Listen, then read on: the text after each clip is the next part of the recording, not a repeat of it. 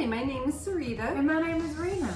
We are both past patients with Mexico Bariatric Center, and we are here to break the stigma of having weight loss surgery in Tijuana, Mexico. We will be covering all things bariatric to help you get the most out of this weight loss journey. Hi, friends! Hello, friends. Welcome to Can You Stomach This? What are we talking about today, Sarita?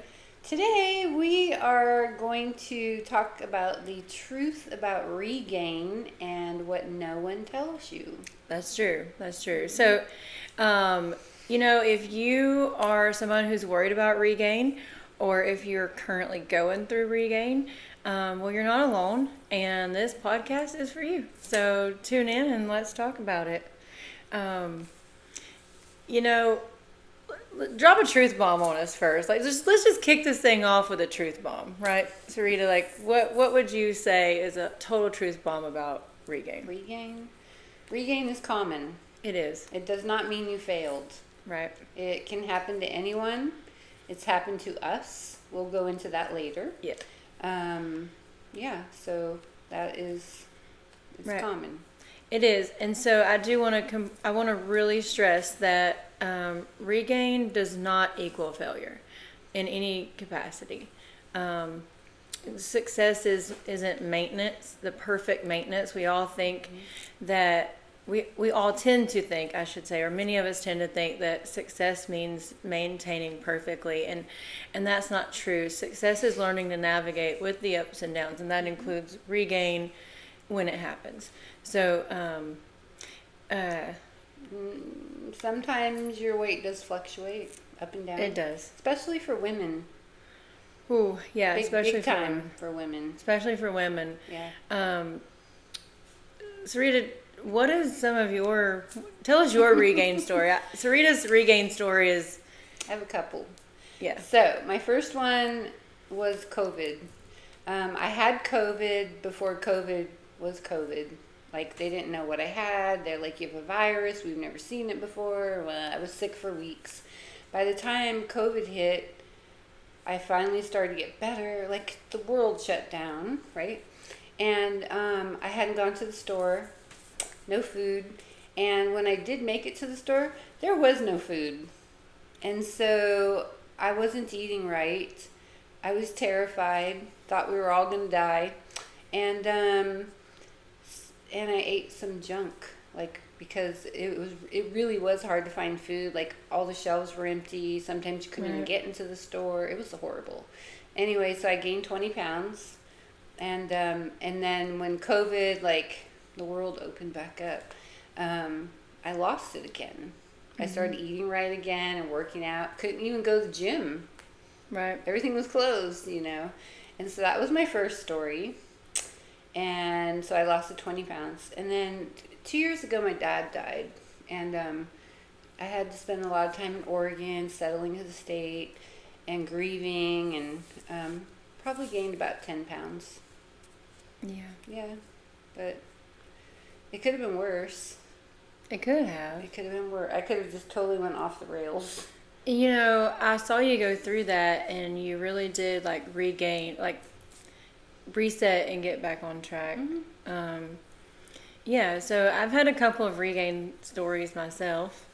So I had VSG, lost 150 pounds. I started gaining a little bit of weight back, but in that time it wasn't outside the norm. We'll get into this more because some regain is normal post-surgery, so I had gained back that normal. That's, normal. I'll just go ahead and throw it out there. Statistically, you gain about 5 to 15% after about 2 years back. It's completely normal. And so that wasn't really where it was, but then I had revision to the Sadie procedure. And, that's in my mind, it was like the Big Daddy Go Big or Go Home. People think you can't gain weight with that surgery. I'm never going to gain weight again. And that's not true, because I did. Mm-hmm. So then I lost, I can't remember the number off the top of my head right now. I guess I should have wrote that down to talk about it. But I had lost down to 220 pounds was my lowest weight. And then it was as soon as I hit the 220 mark, it just the scale just started zooming back up, and I went all the way back up to, I think also at that time I was kind of looking at skin removal. You and you had a goal. I remember. I You got did. to a certain BMI. I did, and then I didn't get to have that skin removal. Because he left. Because the surgeon retired. Right. Actually it was scheduled, and then they misscheduled it, and so they had to redo the schedule, and then he didn't have another opening, and he retired. And I think at that point it kind of turned into self-sabotage, because I'd shot back up to 260, 280, 280 on those bad days, right? I remember. Yeah, so I hovered in that 260, 280 range. So I gained 50 pounds, in that time. So, but I have since lost, I've regained control, not weight, since then. Yes. And so now I've gotten down to 195. So, but let's talk. Yeah, right? It's 262 pounds of weight loss, which is absolutely insane, because that's like a whole overweight person. But we're going to talk about some of those things. Self-sabotage is one of the reasons that people regain grief, like with you. There's so many different reasons. Yeah, stress, life. Oh, jeez. Life. Yeah. Yeah. But, one of the things that is really hard is that a shame spiral, I guess you could say it that way. Right. When you regain weight, you feel guilt and shame, and deep shame inside. Yeah, you do. And if as a society we could help normalize, we need to normalize regain, because it's real, it happens. We are human. We're all human. We're all living a human journey. And if we could normalize that, which Sarita's like, that's not possible. We can't do that because of people's mentality, which is true, people's mentality. But in a perfect world, yes, but in a perfect world, we don't live in a perfect world. We don't. But if we could normalize, if we could all work together to help normalize regain, it would help people who have had that regain more comfortably get back into the support groups that they need, instead of walking with their head hung down in shame, or just feeling defeated. People feel defeated once they go through regain, and judged. Yeah, so judged. So if we could help normalize that, then maybe they could re-engage in the support they need without feeling so guilty. But we need to take this regain from blame to biology, right? Because sometimes it's a biological thing. We need to take it from judgment to understanding, take it from silence to support, right?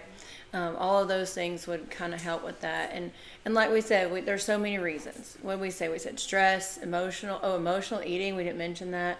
Then there's metabolic adaptation. Your body will adjust to the surgery, to the hormones, to, one of the reasons you lose weight is a metabolic reset, right? So then you have a metabolic adaptation, and then you're no longer reset, right?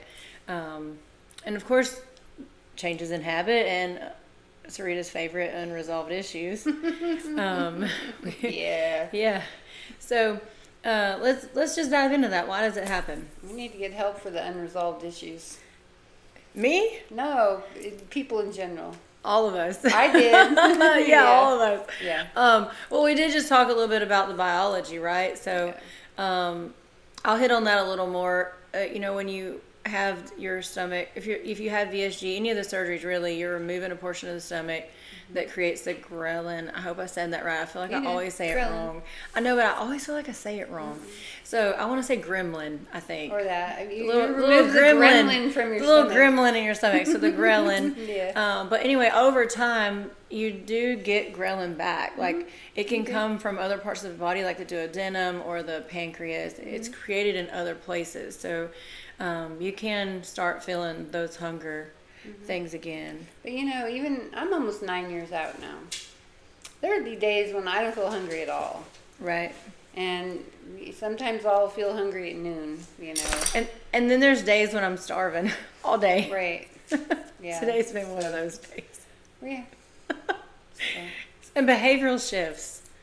Yes. old habits creeping in. So, big thing, grazing, like just, it's almost like boredom, like you're just grazing, not tracking your food, not weighing your food, eating slider foods, which, it's easy to do. Mm-hmm. And, I talk to patients all day, every day, and my first question is, are you tracking on an app? Are you doing everything you're supposed to do?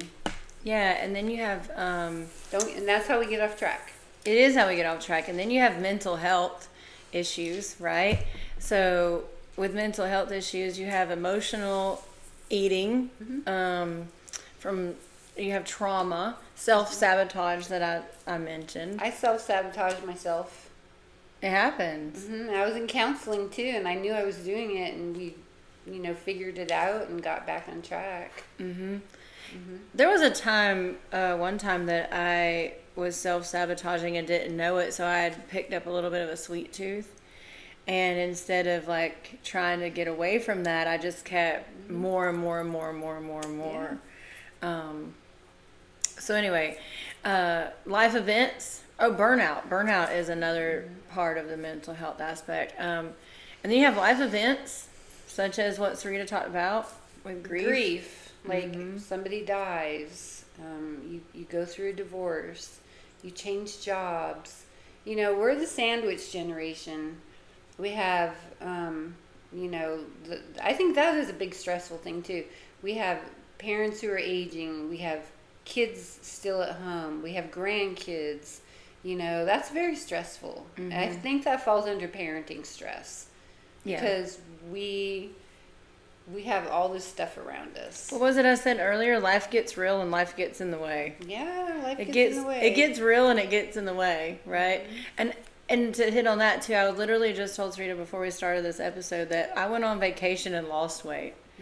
And I come back from vacation and it's so hard. Like most people go on vacation and gain weight because they go out of town, they go on vacation and they wild out. Yeah, wild out. But when I go out of town, I find myself being more structured and more disciplined. And I'm like, maybe I should go on more vacations, right? Oh yeah. But I do find myself more disciplined. But anyway, speaking of that, loss of structure, right? So our home life gets real, gets in the way, and we have loss of structure. So loss of structure sometimes is less support. And then there's not only self-sabotage, but support. People will sabotage you. Yeah, your support system can begin to sabotage you as well. They sure can. Friends, family, kids, husbands. They can and will sabotage you. They can and will, and sometimes they do without realizing that they are. Right. Like, I don't think it's always intentional, but sometimes it is intentional through jealousy or maybe they don't like the newer version of you because you're stronger, you're more self-confident. Your whole life changes, and maybe they don't like that version. Right, and then also like there's less accountability after sometimes people. If you take advantage of the honeymoon phase, you often find yourself not having as much accountability. Right. But even if you don't take advantage of it, you can find yourself with less accountability. By the way, speaking of the honeymoon phase, we do have a future episode coming up on that. Yes, we definitely need to talk about the honeymoon phase. I don't know when, but it will be coming out. It is on the list. But anyway, moving on. We talked about that shame spiral. When people get stuck in this regain rut, that's a great way to say that, right? Yeah. We talked about this already, but in the shame spiral, people feel defeated, embarrassed. They stop checking in, right? Yeah, and being on Facebook, like, I monitor all the groups, and at the beginning, they check in all the time and all this, then at some point they stop checking in. Right. And then several months later they're back, and I wish they had never left, but we're there to support each other, and I think shame kind of pulls them away from that. Yeah. I mean, I can think of a couple of patients that I was kind of following their journey pretty closely. Maybe I was their coordinator. Maybe we just really Right. connected. We connect with all kinds of patients. Right. yeah. Or I just connected with them in the groups, right? Right, Like just yeah. something connected. Right. And, you know, I'll see their posts and all their encouragement to other people and posting their successes and their NSVs. If you hadn't watched the episode on NSVs, hit that up. But well, it's coming, so you can watch it when it comes out. But we do Right. have that too. It's in the works. Yeah. It's in the works too. So NSVs. Anyway, so you know, then they just disappeared, They do. They disappear. and you noticed. You're like, where'd they go? You know? Yeah, and I'll like look at their page and see if they're okay. Or Yeah. I'll message them. Are you okay? And I've reached Checking out to in. those people too. You know, I've reached out to them and said, hey, you know, how's it going? Or like, it's been a year, or it's, you know, Yeah. you're coming up on your 1 year. How's it going? Or your 2 year. Or, and then sometimes they just say they're fine. And sometimes they just openly say, I've just fallen off the wagon and I feel so defeated. And that's where I come in. yeah, and then Sarita, hey, let me get Sarita on the horn for you. Yeah. I always say they'll get them on the horn. Old fashioned saying there, but I always say, let me get Sarita on for you. She can help you get back on track. And Between me and Natalie, yes, we can get you back on track. Sarita's a great accountability person. She'll tell you real quick, you're self-sabotaging or you're doing things you don't need to do.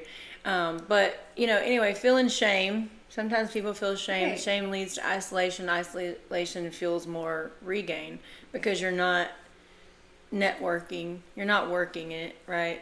And then you have that, like, if I'd have just been more disciplined mentality, like that challenge,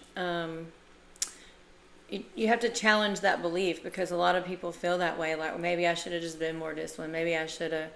Shoulda, coulda, woulda. Yeah, Sarita said, we were talking about this, and Sarita said, shoulda, coulda, woulda, right? Yeah, it's true. Well, you shoulda, but you didn't, and that's okay, right? There's no shame in this. There's no shame. You didn't have to shoulda or coulda. Yeah.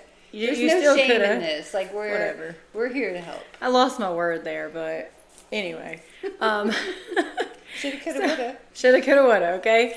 You didn't have to shoulda, you still coulda, and I don't know, something to go with woulda. I'm not being creative in my language right now. But anyway, I want to emphasize here too that weight regain doesn't erase your progress or your value. Right. Your progress is important. You worked hard to get where you are, and there is value in that. Right. So speaking back to what we were saying a minute ago, how to get back on track, things like that. So how do you get back there? Go back to the basics. Yeah, back to the basics. I always say ditch that diet toxicity because diet is, to me, an ugly word. It is. It doesn't fit the scenario at all. No, you can't diet. Even though we do call it a pre-op diet because that's what it's there to shrink your liver, and then post-op guidelines, right? So it's not a diet; it's changing the way you eat. Right. So if you define diet is what you eat, right? So diet. But we have a tendency to. You can't go on a diet. Right. We don't want you to go on a diet for the rest of your life. Right. We want you to follow these guidelines to change your diet. To change the way, you eat and, your lifestyle and, get you healthy. Right.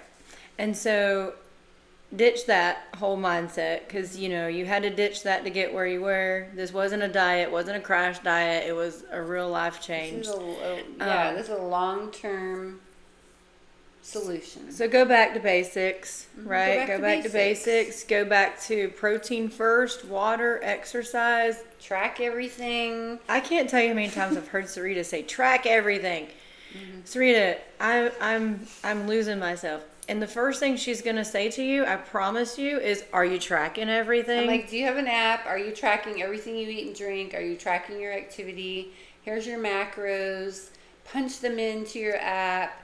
I want to see your pie chart at the end of the day. Don't lie to her either, because she'll be like, screenshot it, send it to me, let me see what you're eating. Yep. I'm like, screenshot it all. Yeah. What are you eating? And then we can go through each little piece of the pie. There's too many carbs in that meal. There's too much fat in your diet today. Yeah. Too much fat in the food that you ate today.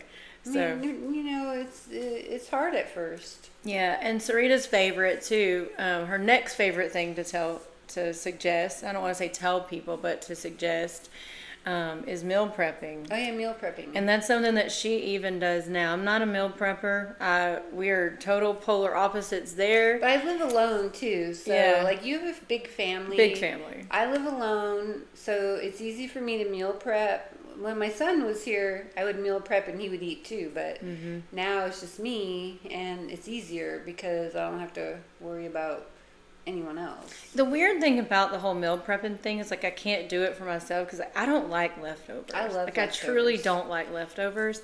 When I go out to eat somewhere, do I have leftovers? Yes, lots of them, and I bring them home and my kids eat them, right? Because like I just don't like leftovers. But when I am with Sarita and she's like, here, have some food, it's almost always leftovers. It's always something she's meal preps. And I love it and it's great, but it wasn't mine. I don't know. It's the weirdest thing. I grew up on leftovers. We had a big family. And we did too, and I don't know, maybe that contributes to why I don't like them. I love leftovers. Anyway, so moving on, let's get back to Regain here. I do struggle with meal prepping, but if you are also a person that struggles with meal prepping, then just discipline yourself back to what worked for you, right? And what worked for you before may not work again, so you may just need to zero out and start all the way over. Just try it. Right. And then also sometimes, like if it's a mental health issue or just a mental issue that if one of your Regain reasons is like eating problems, it's not always eating, right? But if it is eating, then ask yourself, before you eat something, then say, what am I feeling? Like, what am I feeling before I eat? Right. Am I hungry? Am I really happy? hungry? Am I sad? Am I bored? Is this real hunger? Boredom. Some people eat out of boredom, out of stress. Yeah. And then if it is one of those things and it's not actual hunger, then journal your emotions instead of eating them. Right. Right? That would help. Do something else. Right. So that's a great tip that we have there. And then also get involved again. If you're MBC patient, we've got our support groups. You can reach out to the nutritionist. You can reach out to Sarita.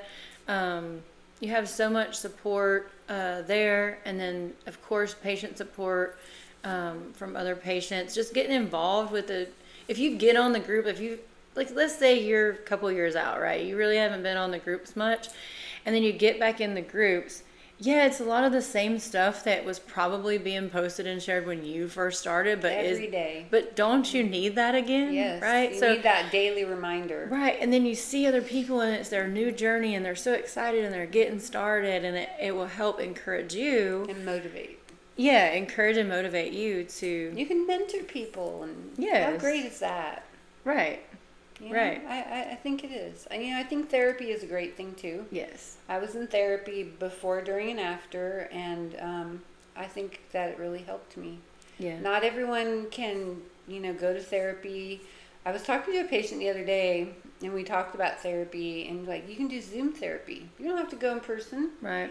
It's so common. And you can also use your EAP at work, Employee Assistance Program. You get like 10 free sessions. Like, that's a great way to start. That's cool. Mm-hmm. Yeah. So that's I was trying to find some ways, for her to, get some therapy. Yeah. And, other things too, if, reaching out, if you don't want to reach back out to us, maybe consider like a private nutritional support person or behavioral support even. They have Overeaters Anonymous. Like, a lot of our patients have gone there prior to and continue. It's a great group and all kinds of, topics there. Yeah, and then also,